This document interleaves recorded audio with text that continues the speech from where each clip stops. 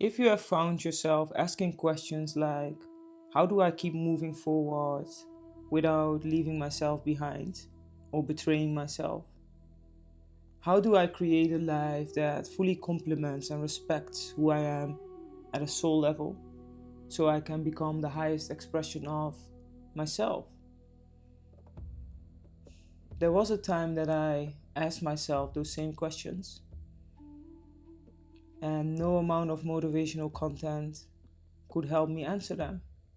So today I'm going to share what helped me on that journey and how I navigated my inner space when I felt lost, misunderstood, alone, stuck, and disconnected from myself.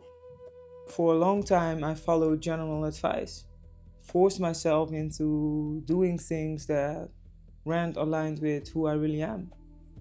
And that's not to say that all of those things didn't, in a way, contribute to where I'm at right now, because eventually I've built and scaled a multiple six-figure business.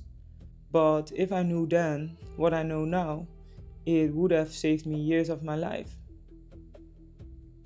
Especially in a world with so much noise, it becomes harder and harder to hear your own voice. And that is the deeper issue. It's not a lack of information or potential, it is disconnection from yourself. We all want to grow and move forward, but the least efficient thing you can do is build different things from the same place.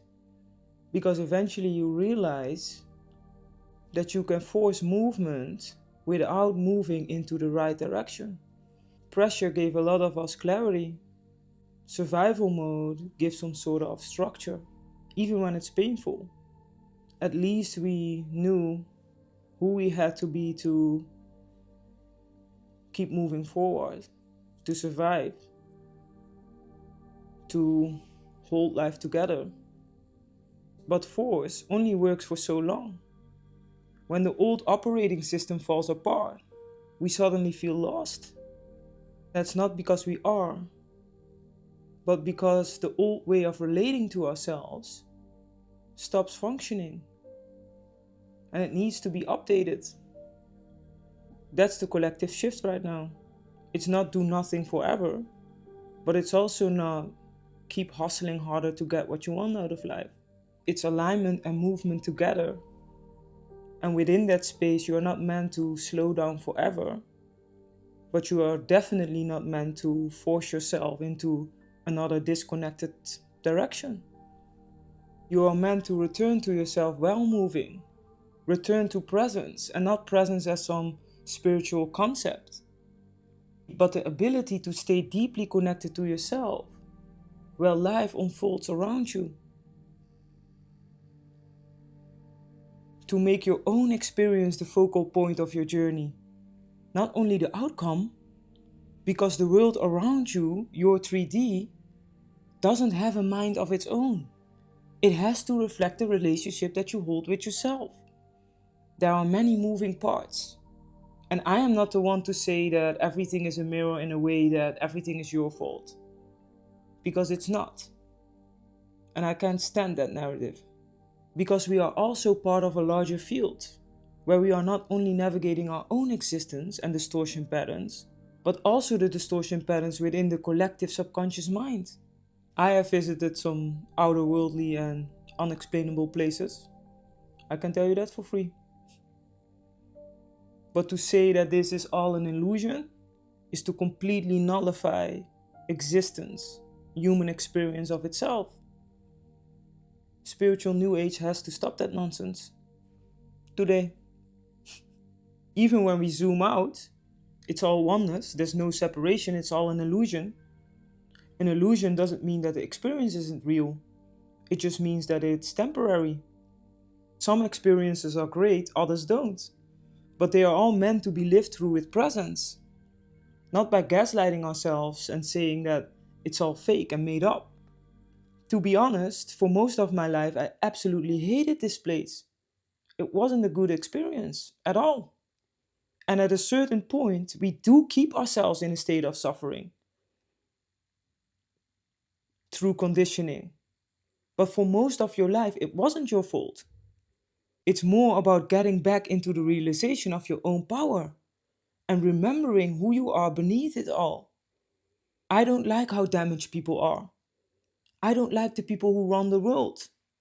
I don't like how people get treated. I don't like how people behave. Now, I do understand it, but I don't like it. And I'm not going to act like I do. Even I have to remind myself sometimes. That's how I feel, that's not who I am. And from that place, we can choose what we give our attention to, but it doesn't mean that it isn't real. The only thing that helped me through not even wanting to be here at times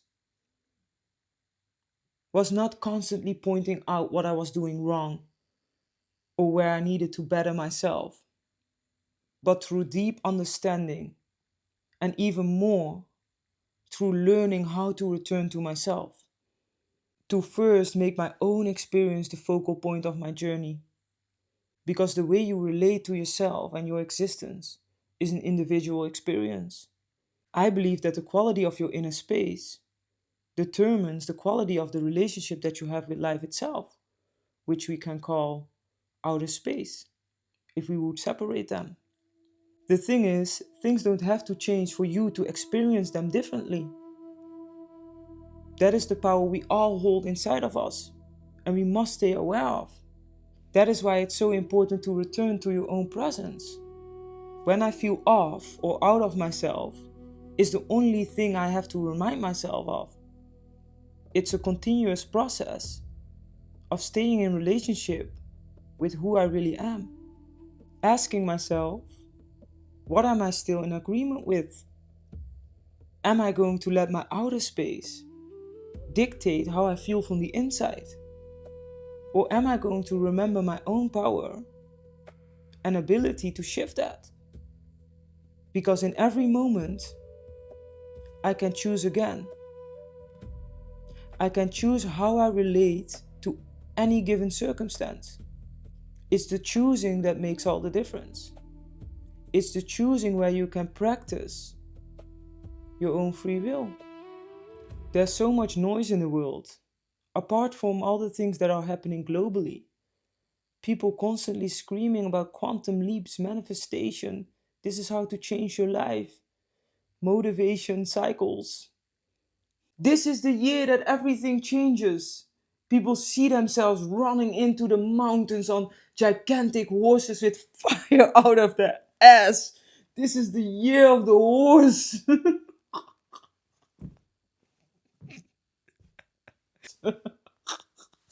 Well, how is that going for you? And look, I'm not saying that cycles aren't a thing, they are very much a thing. I've gone very deep in several systems. My own synthesis is extracted from several ancient systems. But my connection to all of it is more grounded, more practical, more connected to lived reality. Because the only thing that really made a difference in my life is remembering who I am as a conscious sub creator of my own reality, and then living and moving from that understanding. Integrated inner truth and awareness, knowing that in every moment I am the chooser, I am the steward of my own creation. My outer creation and my experience serves as a data feedback loop that shows me what I'm consistently choosing, what I stand behind, and what I really believe in. When I don't like what I see, I can use that to reflect on what I need to change internally. Because all of these systems are beautiful tools. But things like astrology, they're not your personality, it's not a default. It reveals patterns, ways that light reflects within the mind, but the mind belongs to you first. That's your garden, and it will only cultivate the seeds that you accept to grow. Nothing changes as long as the relationship that you have with yourself doesn't change. The way you relate to yourself. That's the real cycle. It's very much about your own cycle, your own rhythm. We can be aware of all the cycles, every transit, every system, But as long as we are leaving ourselves behind, abandoning ourselves while moving through life, nothing fundamentally changes. That is why integrated self-knowledge is the only thing that matters. Not identity performance or attaching to systems outside of ourselves, repeating stories that aren't even our own, but deeply understanding who you are, how you naturally move, what disconnects you from yourself, but even more important, what brings you back to yourself. That is where my work comes from. A synthesis is a method that I've created, combining years of deep transformational work, guiding others through transformation, going deep into things like psychology, identity, and synthesizing several ancient systems in a clear structure of your blueprint that becomes lived reality,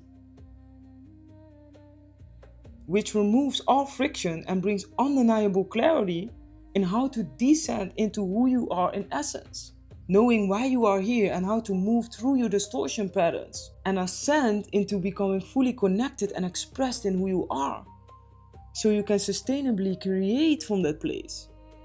Create from the place. That was funny. So you can sustainably create from that place within yourself, a real authentic place, a place of feeling whole within yourself. And wholeness doesn't mean healing everything perfectly. It means remembering that you already are. It means that things inside of you aren't in constant conflict anymore. And when that happens, you can finally just be. You stop trying to be someone else. You stop overriding yourself. You stop building your life from adaptation and disconnection. Your greatest power will always be your ability to cut out the noise and to return to your own essence, to return to your own presence, to remove all excess until the only thing that is left is unmistakably you. That's it for now. Ga typen later. See you next time.